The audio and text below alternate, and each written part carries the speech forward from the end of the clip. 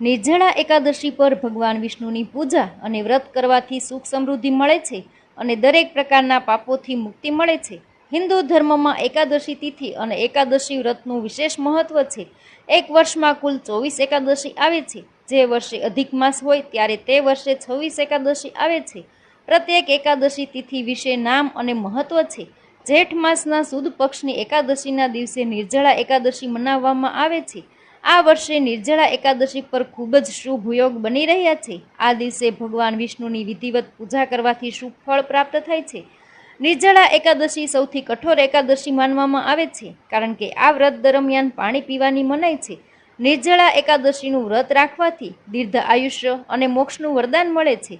આવો જાણીએ નિર્જળા એકાદશી કઈ તારીખે છે અને પૂજાની વિધિ, શુભ મુહૂર્ત અને મહત્વ તમામ વિગત સહિત.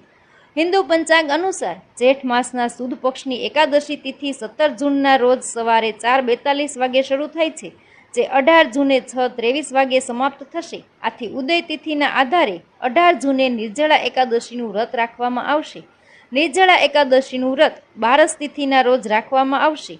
આ વર્ષે નિર્જળા એકાદશીના પારણાનો સમય 19 જૂન સવારે 6:15 થી 8:10 વાગ્યા સુધીનો છે.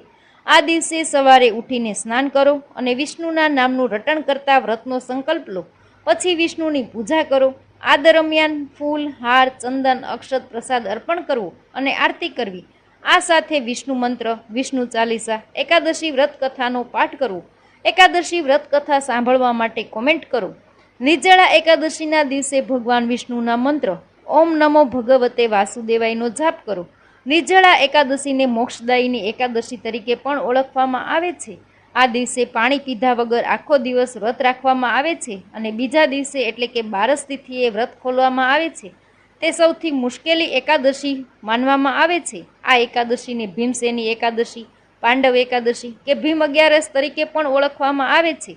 આ વ્રતમાં લોકો આખી રાત જાગે છે અને ભગવાન વિષ્ણુના ભજન કીર્તન કરે છે, તેમજ ગરીબ, જરૂરિયાતમંદ લોકોને કપડાં, ભોજન, અનાજ, પાણી વગેરેનું દાન કરે છે. મહર્ષિ વ્યાસજીએ કહ્યું હતું કે એક દિવસ પાણી વગર રહેવાથી વ્યક્તિ પાપોથી મુક્ત થઈ જાય છે.